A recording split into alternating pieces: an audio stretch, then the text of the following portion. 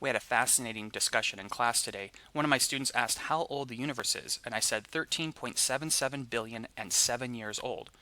She said, how could I be so precise? I said, well, you're not the first person to ask me that question.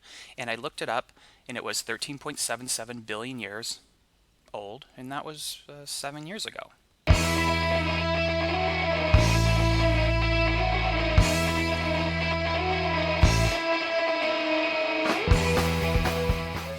Hey guys, let's start the next lesson in NG Chem, observing matter in space. To observe matter in space, we're going to have to use telescopes. And the first thing you might think of is ground-based telescopes. Telescopes gather and concentrates radiation, enabling observations of faint objects.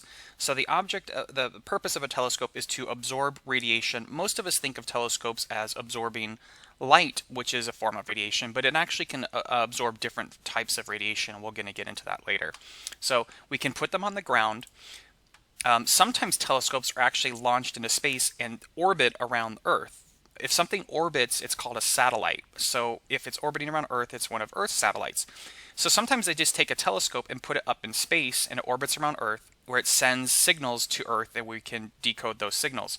The advantage of putting a satellite in space to collect information is that it gathers and concentrates radiation without the interference of Earth's atmosphere.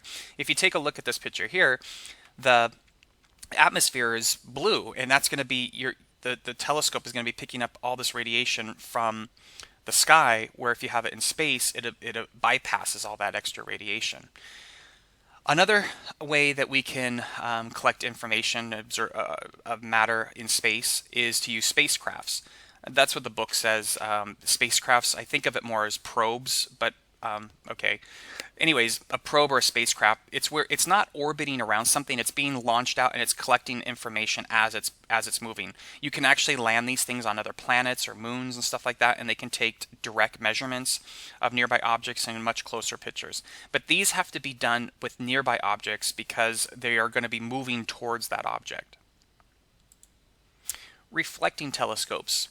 Reflecting telescopes make objects seem bigger, but the main job is to make objects brighter. Most of us think that telescopes are magnifying things so that we can see things that are small, but reflecting telescopes' main purpose is to make the actual object brighter. So how this works is the opening of the telescope will collect radiation. In this case, we're going to talk about starlight. And as the radiation goes through, it bounces off of a series of mirrors until you can observe it perhaps in your eyepiece. If you take a look at this illustration here, we have starlight radiation in this large diameter right here of the opening of the telescope, where it bounces and it gets focused into a smaller area. So the same amount of light radiation that you have in this area is the same amount you're getting in this smaller area. So it becomes brighter. So the larger the telescope, the more light it can capture, making it possible to view faint objects. So if we want to look further and further in space and look at more and more objects that are rather faint, what we need to do is make larger and larger telescopes, and that's where you start to see those observatories with just buildings that are basically a large telescope. Electromagnetic waves don't always have to be visible that we're looking in a telescope. Telescopes can pick up, yes, the visible spectrum that you might look in with your eye and take a look at something, and the telescope's job is to make it, reflecting telescopes, to make it brighter. But some telescopes are functioning and picking up different wavelengths altogether, some that are invisible to the naked eye. Let's talk about these different wavelengths. The highest energy and shortest wavelength, and the distance between these crests here are going to be what we call the wavelengths. So you can see a gamma ray is a very short crest. It's also very high energy. All wavelengths are moving at the same speed, the speed of light. So if they're moving at the same speed, but a wave is at the same speed, you're going to get a lot more gamma rays in a unit of time than you would radio waves. The more frequent the waves, the higher the energy. So gamma ray is the highest energy, so high energy, and short wavelength. Short wavelength, high energy. Wavelength and energy are inversely related. The next highest form of energy is X-rays, and then we have ultraviolet UV rays, and then we have the visual spectrum going from purple to blue to green, yellow, orange, finally to red, and then we go to a spectrum we can't see anymore. This is called infrared. Longer, less energy wavelengths, microwave, and then finally the longest and least energy is radio waves. So what does these different wavelengths tell us about the things we're observing in space? Well, these are image of the Messier 101 galaxy taken by different types of radiation exposure, different types of telescopes. So looking at it with X-ray radiation, taking a look at this galaxy with X-ray radiation, it provides information about the galaxy as far as heat is concerned. So it's telling us where the hot spots are and where the cooler spots are. This is the Messier galaxy when looked at with visible radiation. So what we see, light, we see the stars illuminating different dusts and gases here. You can see that you don't see that so much with the X-ray radiation. We can also take a look at it with infrared. So infrared radiation absorbed from this galaxy. We can take a look at these different colors represent younger stars, so we can take a look at the galaxy and find where the age of the stars are too. So different types of radiation can give us different pieces of information about the galaxies. So as you can see, taking a look at different types of radiation can be very helpful when observing space. The problem we have is Earth's atmosphere absorbs a lot of the radiation before it gets to the surface where we can observe it. So we have different types of telescopes positioned in different locations to pick up specific wavelengths.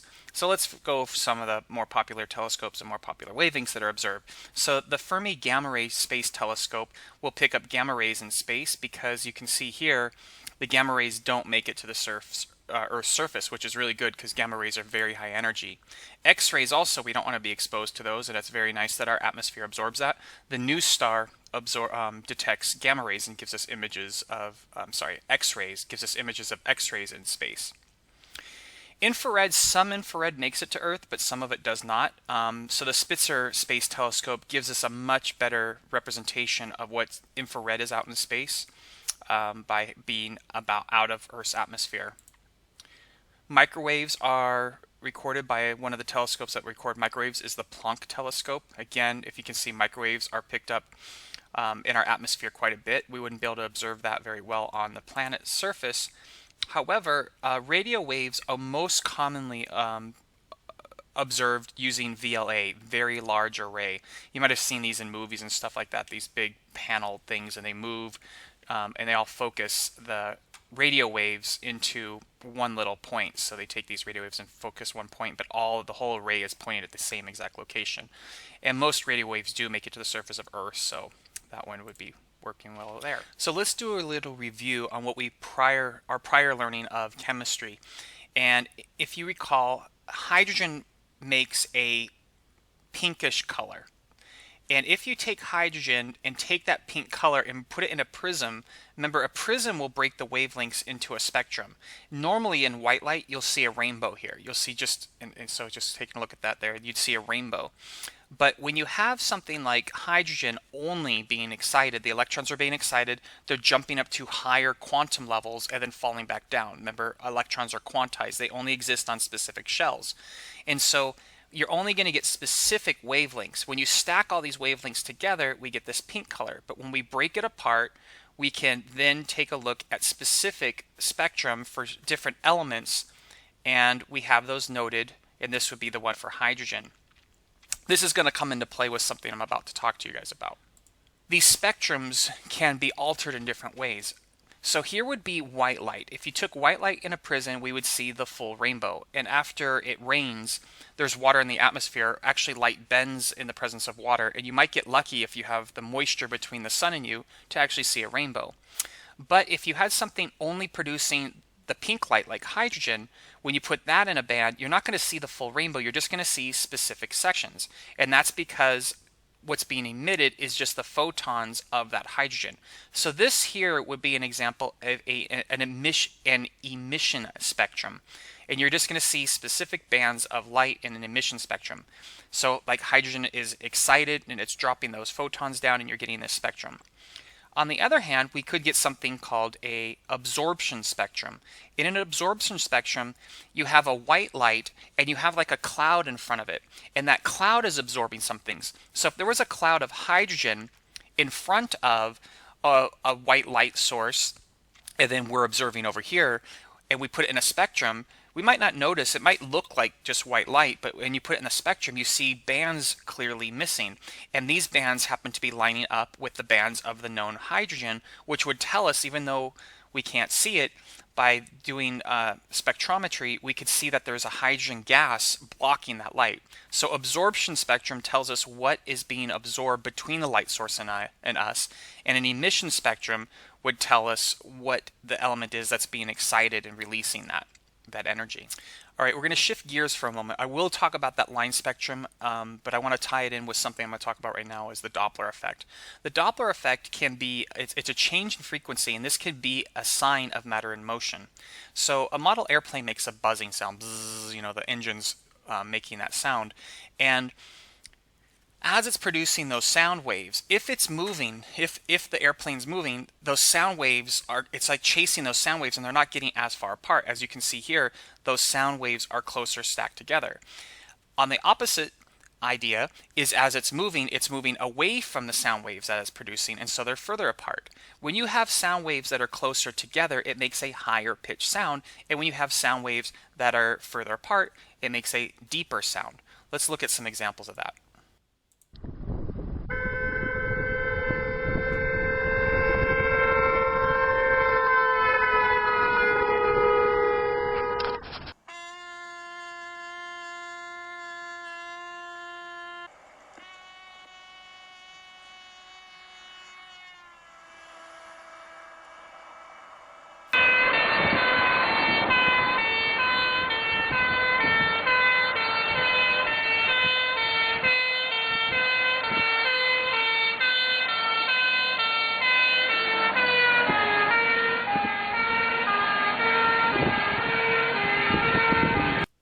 So in all those examples, I think you can relate to it.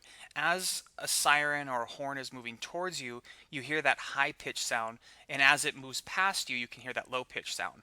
You can tell if a vehicle or an ambulance or a fire truck is moving at you or away from you just by the pitch of the sound. So let's tie this into light now and not sound. If there is no motion relative to the observer, so the observer and the light source are moving at the same rate, then the wavelength distance, that the wavelengths would be what you would expect to see on Earth if you knew what the material was, if you knew what was being excited, those electrons. So the wavelength wouldn't change if we are moving or not moving, if the distance isn't changing between the two things.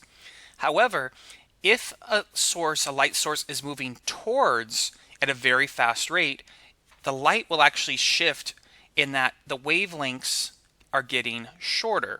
And when it gets shorter, it's a shift towards the blue color. We call this a blue shift. And if it's receding, if it's moving further apart, then we get a red shift. When we take a look at line spectrum, so if we know on Earth, so the middle one here would be like a line spectrum for a known substance. If we know on Earth the specific ratios, the distances of the wavelengths that we should expect for a certain atom, certain element, and then we look in space and we see this exact same ratio. You can see the large one and the two small ones. We see this exact same ratio. Everything is just shifted. In this example here, everything is shifted to the left. This would mean that the wavelengths are spreading out. So this red shift would indicate that the source that you're looking at is moving away from us. And the opposite would be true. If the shift is moving, so this is shifting this direction now, to the blue side, we have a blue shift. If it's a blue shift, that would mean the object is moving towards us. So red shifts and blue shifts will tell us something about the direction that things are moving, but a parallax is a way to determine how far something is from us. So as Earth moves around the sun, as it orbits around the sun, if we're taking a look at the stars, we can see the stars will look different at different times of the year. In January and July, we are at opposite ends of the sun, and things will look actually different in space. For instance, in January, we're going to take a look at this close star. See, this star is close. These 5 stars are far away. This closer star in January, but when you look up at the sky, you can't tell if they're close or far away. But in January, when we take this image, you can see this star here, and the 2 of the 5 stars is over to the right next to this one, and these 3 are on the left. So we've got these 3 here on the left, and these 2 was where we see the this close star in January. But in July, this star, as we look in July, this star is now, we see the ones on the left. This star here is now closer to the other stars on the left, and these two stars, it's certainly moved. If you take a look, it was close to these stars, and then it moved over here 6 months later. Notice the stars in the background don't move very much, because in a parallax, the farther away the object is, when you shift back and forth, when you're shifting back and forth and it's far away, you don't notice the parallax anymore. Having said that, it's really good to kind of get an idea of the distant stars are, but they have to be relatively close compared to the universe's size itself. And the textbook says that stars within 1,000 light years, a parallax is good at being able to tell their distance. The last piece of the puzzle we're going to talk about is color and temperature. This is a piece of steel at different temperatures. At 600 degrees Celsius, we see that it's red hot. But as it gets even hotter, at 1200 degrees Celsius, the steel turns yellow, and then it turns into a very, very bright yellow, if not white, bright light. So as steel gets hotter, it emits higher energy colors, and it also gets brighter. So if we take a look here, red is actually the lowest energy color, and then as it gets hotter, it starts moving towards more bright colors. I would assume that as it's getting up to 1500, the reason it's not turning green, blue, or purple is because you're stacking these wavelengths, and as you have red, orange, and yellow, and then you start adding green, and you start adding blue, you start adding purple, what we talked about before, if we have all of the colors at the same time, it's white. So that's my guess on why it's not turning green, blue, or purple, it's turning white. I'd just like to clarify something that I was actually confused about when I first learned about the Doppler effect and shifts in colors and stuff like that. You get the impression that if it's red, it's moving away from you. If it's blue, it's moving towards you. So that would mean if something is not very hot and it's red, you would kind of get the impression that it's always moving away from you, is the misconception that I had. But let's take a look again at hydrogen and this shift. The shift can be very, very subtle. For instance, if we know that one of the quantum levels, one of the spectrums that we release here is measured at 486 nanometers, the shift doesn't have to be extreme. In fact, when we take the prism, let's pretend this was 485, so it was just a little bit shifted to the left, a little bit shift. All these things were just to the left one number.